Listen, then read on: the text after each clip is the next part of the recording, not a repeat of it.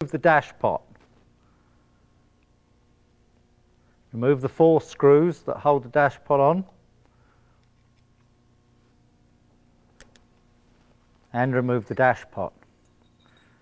You can see a big build-up of carbon which will eventually cause the piston to stick in the dash pot. So to avoid this, we need to wipe out the muck out of the dash pot. You can use a rag soaked in a little bit of lacquer thinners. Just wipe it out.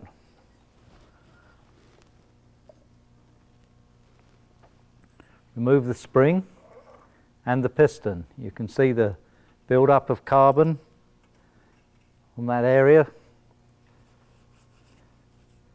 Again, a small amount of lacquer thinners on a rag, take that all off. Be careful not to bend the needle. If the needle becomes bent, it's going to cause the piston to stick.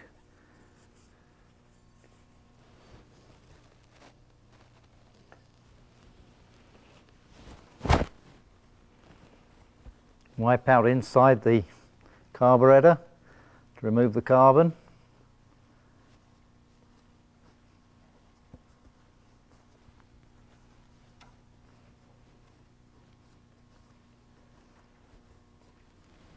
When that's done, you can refit the piston.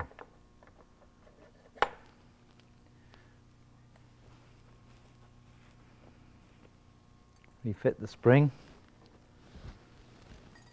and the dash pot.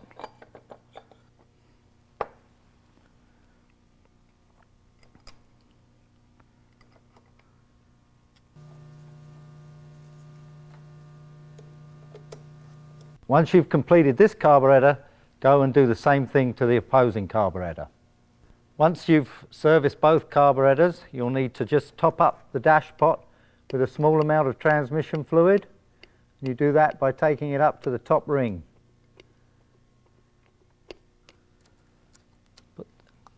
Replace the damper.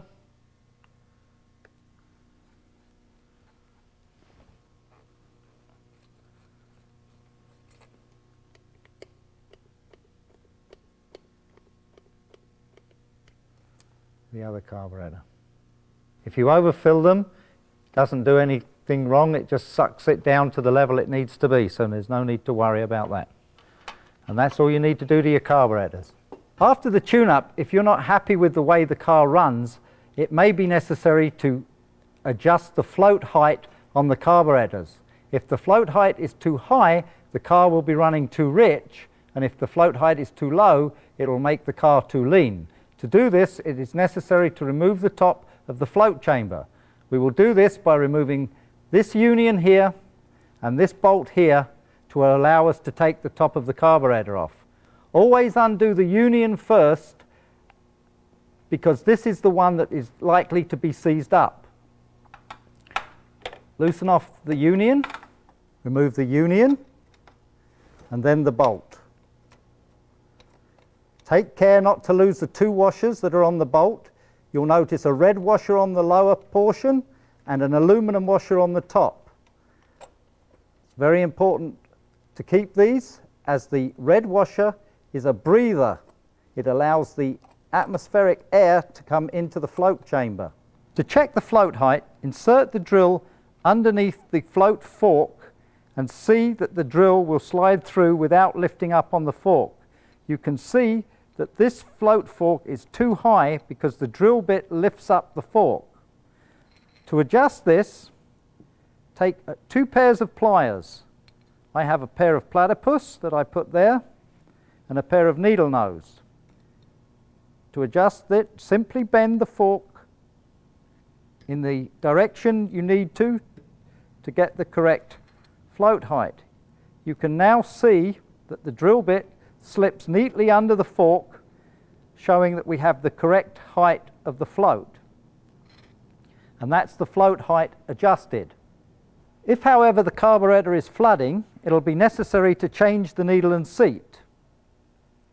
To do this, tap out the retaining pin of the float fork It'll only go out one way. There's a knurled section. You need to tap it out, pull out the pin. This will allow you access to the needle and seat with a wrench. Unscrew the needle and seat. Take the new seat, screw it into the float top.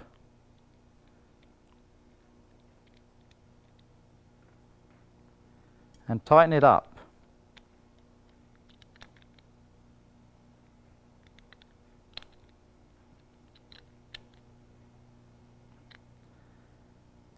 Install the new needle. Take the float, fork,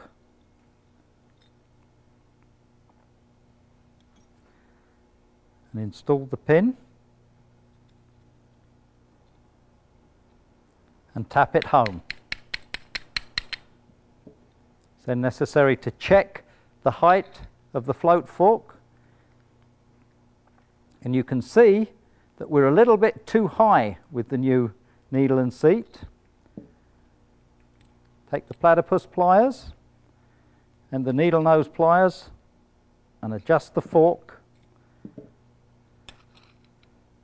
to correct the height. If the fork is a little bit too high, you can ease down until the rod just goes through under the fork. When the float height has been adjusted, reinstall the top of the float chamber back on the carburetor, making sure that it goes down. Careful to install the red breather washer on the bolt, the aluminum washers on the top. Screw down the bolt until it just seats as to hold everything steady. Making sure the lip of the float chamber is well down inside. Now we're going to attach the union.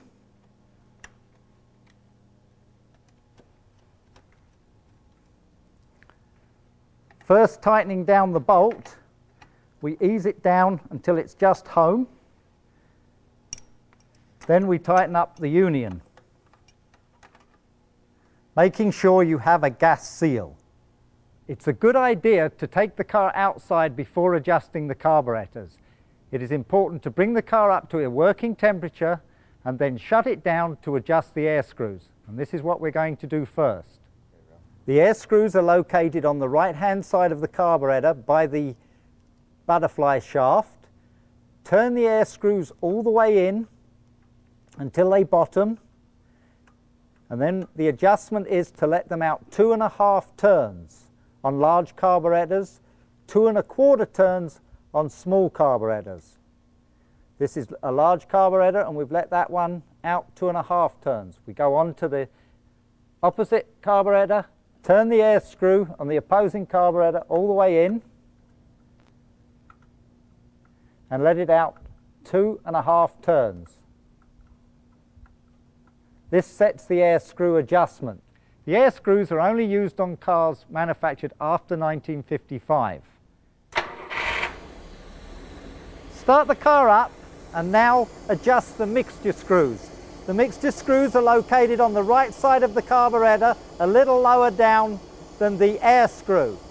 Turn the mixture screw in a clockwise direction until you hear a definite slowing of the engine. At this point now, go in an anti-clockwise direction until you hear the engine speed up. At this point here, the engine's going to start to slow down as we go too far in that direction. Take the mixture screw in a clockwise direction until you hear the fastest running point of the engine. Now we will go and do the opposing mixture screw. Screw the mixture screw in until the engine starts to slow.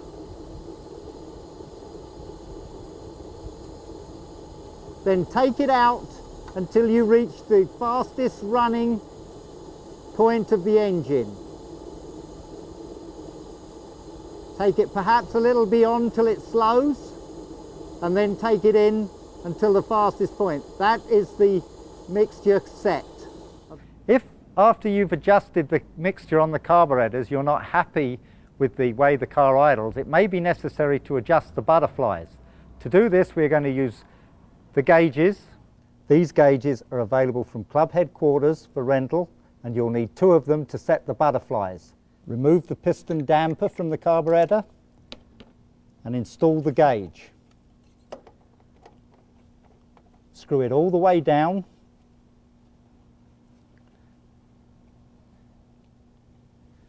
Remove the opposing damper and install the second gauge.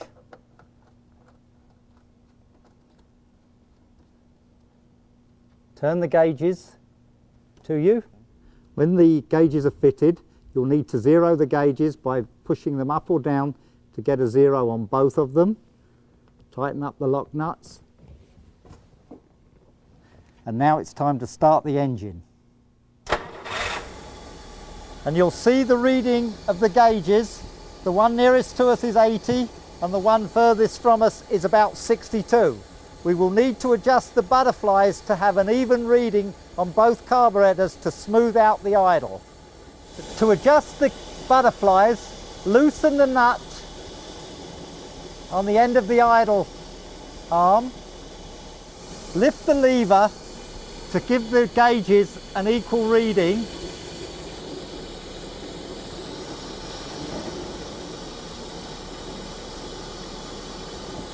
and tighten up the nut.